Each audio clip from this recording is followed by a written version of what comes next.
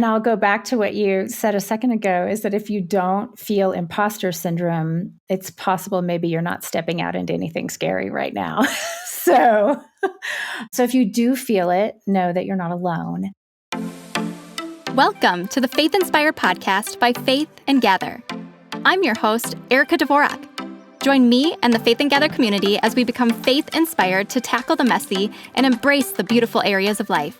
We're going to meet you right where you're at, right when you need it, by helping you live a less stressed, more joy-filled life lived by bold faith and walking in obedience. You have a God-sized calling, but you don't have to choose between your sanity or juggling it all. We'll keep you one step ahead, armed with knowledge to fight your everyday battles and live a life faith-inspired. Because faith is not just a belief, it's a lifestyle.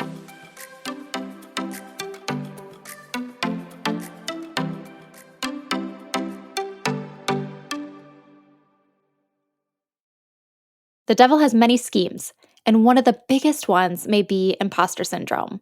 The belief that you are not good enough, the feeling of shame that you are ill-equipped for the role or task God has called you to. It's really a silly scheme because God equips the called, so there shouldn't be any question about your ability to complete the job. But you're human, and I'm human, so imposter syndrome continues to be a tactic that the enemy uses to try to dim the light and glory of God through us. My guest, Merritt Onsa, is passionate about helping Christian women clarify their God-given purpose so they can start living from courage and inspiration instead of fear and procrastination. She's the host of the Devoted Dreamer podcast, a life coach, and creator of the Dreamer Lab. She supports women of faith in building community, clarity, and confidence as they step into their God-shaped dreams. When Merritt started the Devoted Dreamer podcast in 2016, she felt like an imposter. After several years and thousands of listeners, Merritt feels more confident in her craft. Through her journey of imposter syndrome, she's developed confidence and practical and biblical ways to overcome it. So listen in as Merritt and I chat about our battles with imposter syndrome, how you can practically fight it, and how to charge ahead when you feel inadequate. Hey, Merritt, welcome to the Faith Inspire podcast. Hi, Erica. Thanks for having me. It is so fun to have you on today because you are a fellow podcaster, which is always a treat to have somebody who understands what I do. Right. Fun to talk shop a little bit before this, but you've been podcasting for quite some time. And honestly, I feel a little pressure to perform today, which is actually a good thing because our topic is imposter syndrome. And I don't think I'd be feeling that pressure if I didn't have a little bit of the imposter syndrome. So it's a perfect setup for what we're talking about today. You know, I feel you. I think we kind of all wrestle with that, but yeah, we'll cover it. And I'm right there with you. We're always learning, aren't we? Oh, yeah. Amen to that. I would love to get started by you sharing about your podcast and then a little bit about your business and what you do. Sure. My podcast is called Devoted Dreamers, and this is a space where I'm building community among women who have what I call a God-shaped dream. So something they feel God's put on their hearts. I know you talk about this a lot on your show, but just the ways that He might be speaking into our hearts about things we could use, the gifts, talents, and life experiences we've had for the good of others and for His glory and for His kingdom. I've been podcasting since 2016. I didn't start out knowing what I wanted to do with this podcast, but today I'm also a life coach for women who have God-shaped dreams. I have a program called the Dreamer Lab, and our goal is just to get people out of that procrastination and fear and into community and taking real action, even if it's like teeny tiny action on their dreams. And that's where the magic happens, as I've found, is those teeny tiny little steps of your dreams. They all just compound and make things happen. Absolutely. We think it's this leap of faith that sounds like jumping off a cliff. And in reality, like for the podcast, it's just recording one thing at a time, or writing one set of show notes, or sending one email to that dream guest that you'd love to have on your show. It's not like, I've got to put it all on the line right now. Yeah, totally, totally. And I think that pairs so well with imposter syndrome and what we're going to chat about, because you can get stuck so easily with those little tasks that you end up doing nothing because you think, oh my gosh, who am I to reach out to that person? Or who am I to start this thing, even just like one little step? But before we really dive into those nitty gritty details, let's get a little broad and general. And I think, most of us have heard what imposter syndrome is, but I think it'd be a great way to just really set that foundation to give that definition of what imposter syndrome is, and then some ways that it shows up that maybe we know of, and then some ways that we may not attribute to imposter syndrome.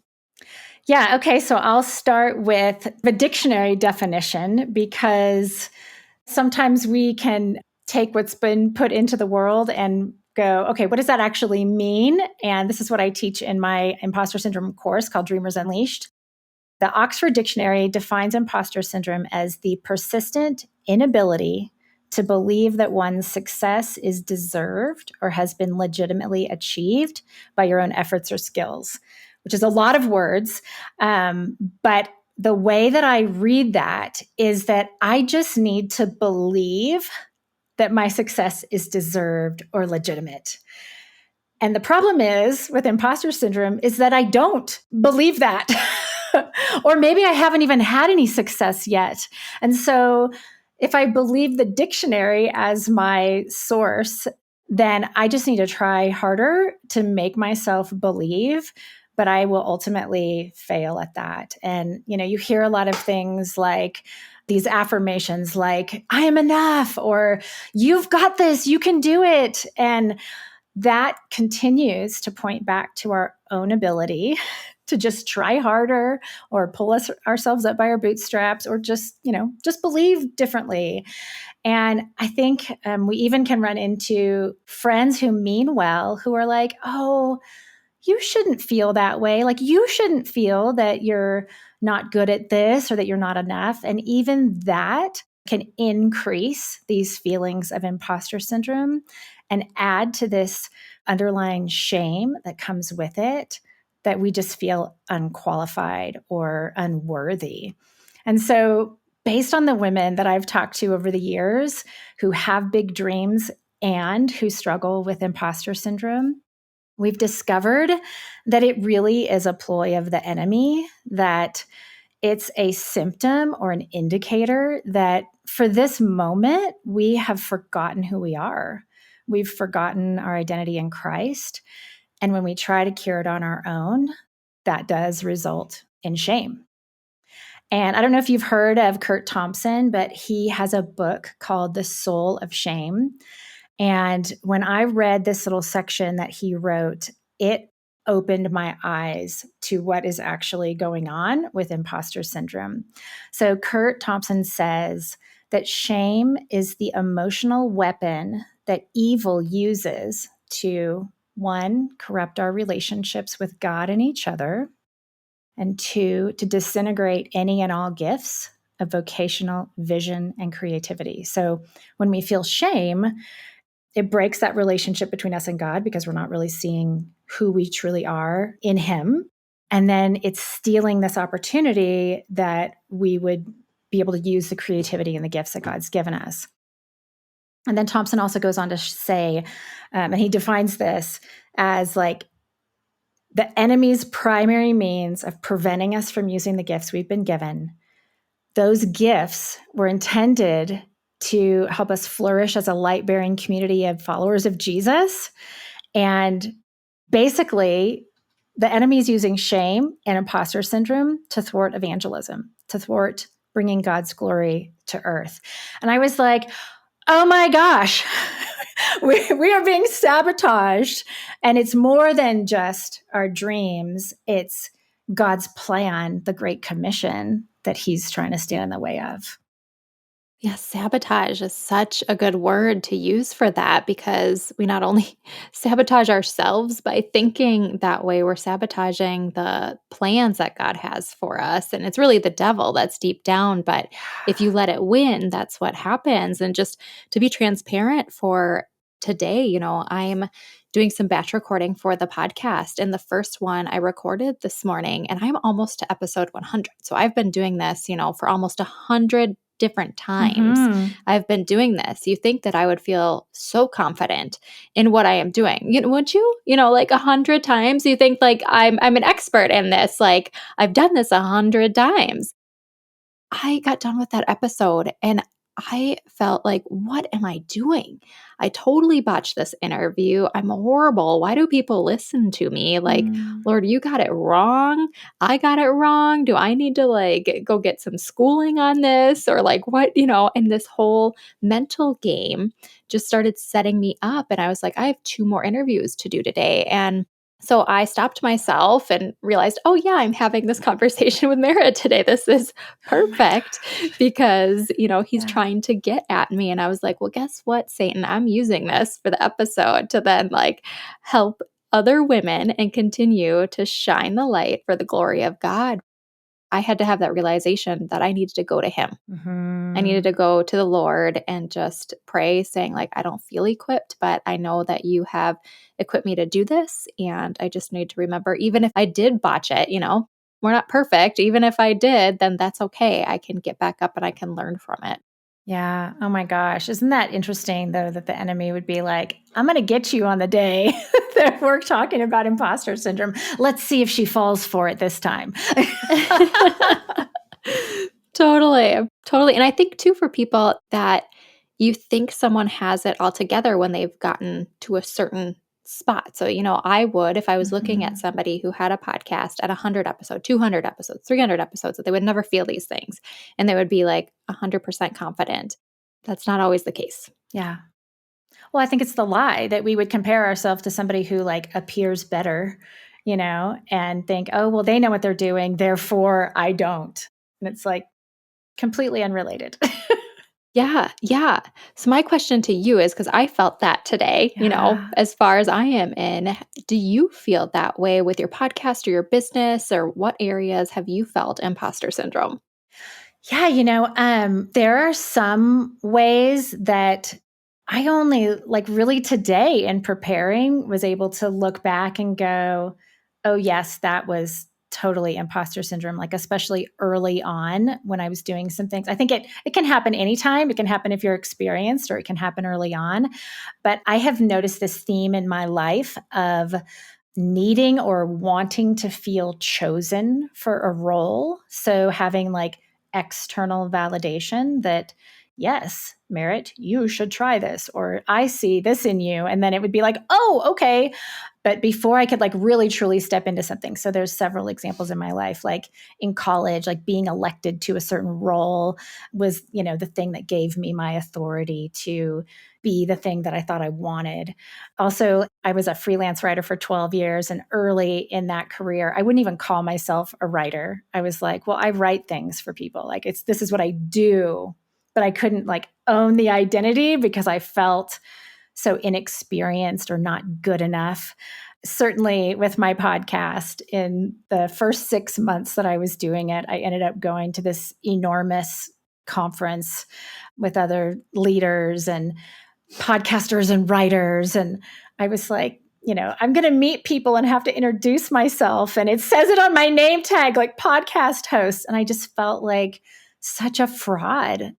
Okay, yes, I do this, but I certainly don't feel expert or like I'm good enough that anyone would want to look at it. And anyway, yeah, just all these ways that the enemy tries to make us want to act small or hide the dreams that God has hidden in our hearts. So, yes, right there with you. Yeah. Yeah. I think we're not human if we don't feel that. Yeah, totally. How do we practically battle it? So, just said, I think we're not human if we don't battle it. And if you don't, my goodness, God bless you. I'll have some of what you're having. But how do we practically battle it in the day-to-day? And then really, how do we biblically battle it?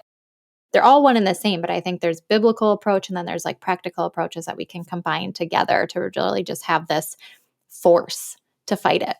Yeah, well, and I'll go back to what you said a second ago is that if you don't feel imposter syndrome, it's possible maybe you're not stepping out into anything scary right now. so, so if you do feel it, know that you're not alone. But I think for me, it goes back to at least the biblical question is understanding the source of what voice is speaking to me when I feel that way. John 10:10 says the thief comes only to steal and kill and destroy. And so if the light that God has given me to shine out into the world is feeling attacked, so the good things that God's given me, I feel like I want to hide or I'm afraid to share. I have to remember the source is that's coming from the enemy.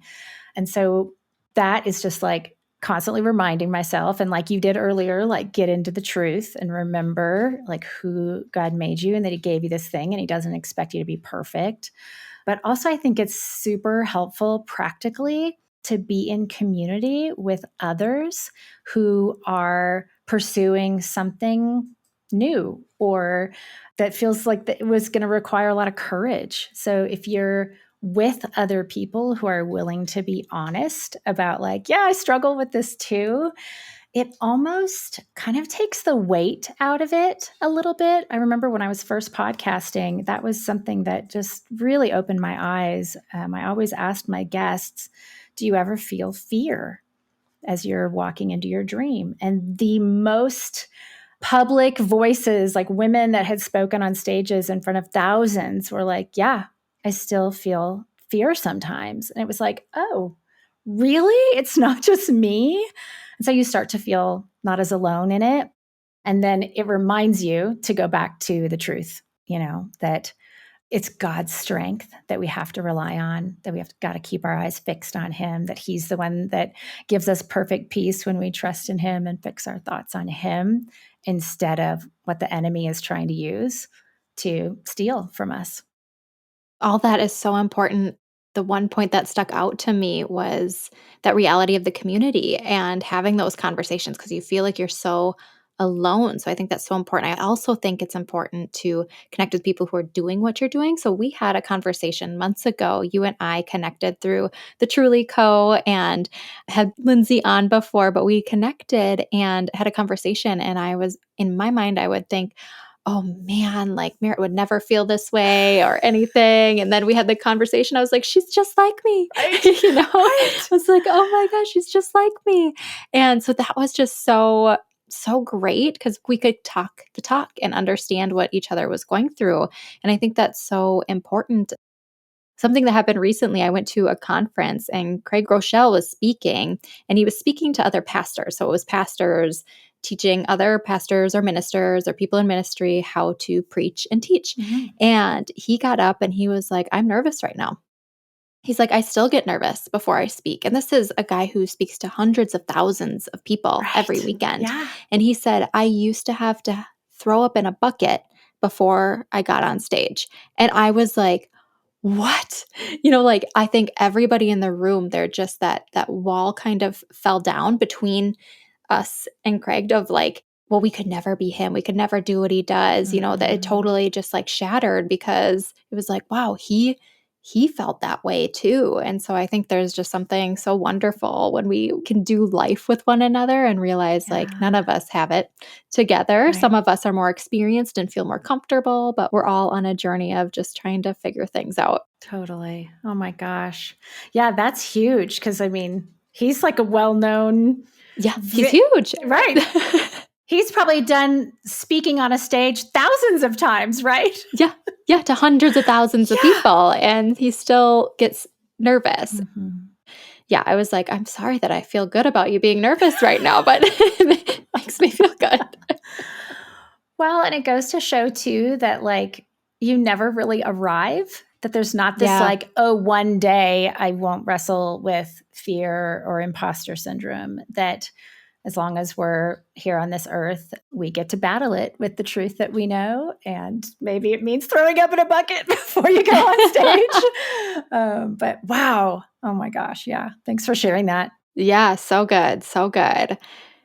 So, big dreams. You and I both help individuals just kind of walk through their big dreams and help them get unstuck and really just drive into their passions and like what God created them to do. But a lot of times, and I don't know if you've even felt this with your business, I feel this with certain aspects of mine. Sometimes the dream just seems too large, just too big. And God's actually calling you to do things that you don't know how to do them. Like you're really truly unqualified when it comes down to like a resume paper. God has qualified us all and he'll equip us, but like you really are unqualified. You don't know how to get from A to Z and you just are feeling that heat and that pressure. How can you move forward from that moment and really start to execute what God's asking you to do? It feels terrifying to kind of know that you're being asked or called into something that's so much bigger than yourself. That's why I use the term God-shaped dream, because it's usually not something that you would have been like, oh yeah, I think I'll just go do this thing all on my own strength. It's like, no, it requires your surrender and your dependence on him. And you made me think of, like when else in life are we, asked to do something we don't feel qualified to do? And I think about, my little kids when they were learning to walk. I wouldn't have ever said like, okay, you're not qualified. Please don't attempt to make your first step. Like you just stay seated or laying on the floor or whatever. It's like, that's absurd. No, we like urge and encourage and we're like, come to mommy, like show us those first steps, and they fall down, but they bounce. But we're all just figuring it out as we go. And I think, again, the lie is everybody else knows what they're doing but me. But the reality is, if we have a right view of ourselves, that we are dependent on the Lord, and yet we have the Holy Spirit that lives in us and we bear the image of God, those truths bolster us even when we don't know what we're doing. And then we have a right view of God, that we understand that he's our source of strength and that we can keep going back to him again and again. Like he doesn't get tired of us being like, I don't know what I'm doing. Would you please help me? Like he actually, I think, loves that. Just that humble position that we are put in when we're doing something new that we've never done before. And then just taking that one small action, and you're going to possibly fail, or you're going to fear failure because you're going to do worst case scenario if you have that kind of bent in you. But I think every time you attempt something new that you've never done before, and then you take it as an opportunity to learn, instead of like put this big judgment on yourself, like I'm either good or bad based on how it went. It's like, no, everything is practice. That's what I told my gals on my retreat this weekend. Everything is practice, all of it. And then one day we'll be face to face with our Savior and none of it'll matter anyway, So for the person who doesn't feel qualified, it's okay. It's okay. You can still have a dream and you can still take those steps forward. As you mentioned, you didn't feel qualified when you started your podcast or the business, or even when you were writing. You Yeah. thought, I don't consider myself a writer, which is so funny, Merritt. It's the same thing. I write all the time. I write for companies, I write for other people, I write for myself, and I still don't label myself as a writer. It's literally what I do every day, and I Right. still can't label myself a writer, which is crazy. And I do a good job at it, and you do a good job at it. And it's just so funny that we don't give ourselves credit with the skills and talents that God has given us. But yeah, we all start out not being good at something and trying to learn it. Mm-hmm. I knew nothing about podcasting. You knew nothing about podcasting. And we have this beautiful thing called Google now that really helps us to try to figure things out. And again, finding a community of people who maybe have gone before you and done it already that can help guide you. The possibilities are endless. And then you have a savior that's going to guide you the whole way. And so, I mean, even if you didn't have Google, like he is the ultimate Google, Mhm. he will download the information to you when you need it and how you should do things. So, yeah, so good. Well, thank you so much for imparting your wisdom on imposter syndrome and really how we can guard our hearts against it and keep moving forward and pursuing our dreams. I do want to give a little bit more time for you to share where the listeners can connect with you via social media and then any other opportunities that you have. You have a lot of great content that they can grab. Yeah, so I do spend some time on Instagram. So I'm at Merritt JO over there. And also for the listener who might be feeling like imposter syndrome is keeping you stuck, one of the best ways to connect with me and get some help tackling imposter syndrome is to become part of my Dreamer Lab community. And that is opening up 3 times a year. And you can find the waitlist for that at my website. It's merrittonsa.com/dreamerlab. And I also have a Facebook group. So, it's kind of depends on where you like to hang out, but those are the 3 places I am, plus on the podcast. Wonderful. Thank you so much. And then one last question. Yes. I would love to know what brought you joy today. Oh, I knew this was coming because I listened to one of your episodes. Let me think. I was gone all weekend and away from my people. I was on a retreat with some of my students, and just getting to see my daughters wake up this morning when I hadn't gotten to do that the last several days. There's just something sweet about those quiet morning minutes. And today was unhurried. And I really needed that because I'm tired from the weekend. And so, yeah, just being right where I am with my people, it brings me joy. Sounds lovely. Sounds like lots of contentment there, which is a wonderful place to be. Yeah. Thanks so much, Erica. Yeah, thank you so much. Really appreciate you. And you guys go out and listen to Merritt's podcast. It's absolutely fantastic and get connected with her. So thank you again for being on. Really appreciate you. Thanks. You've got this. You're not alone if you have feelings of imposter syndrome. As Merritt said, if you don't have them, then maybe you aren't stepping out of your comfort zone and into something that requires a whole lot of faith and God. It's normal, but it's not something you have to live with. You can break out of the strongholds of imposter syndrome and start living with carefree confidence that God has called you and will equip you. I'm so grateful you spent time today listening to this episode. If you were encouraged by what you heard, share the love with other women you know and send them the link to this episode. Just think how many more women could be blessed with faith-inspired encouragement. Love and prayers, Erica. Congrats on saying yes to a life filled with joy and Jesus. If you want more, head to faithinspiredpodcast.com for show notes and links to all the resources mentioned in today's episode. Be sure to subscribe or follow on your favorite podcast platform to stay faith-inspired. And remember, faith is not just a belief, it's a lifestyle.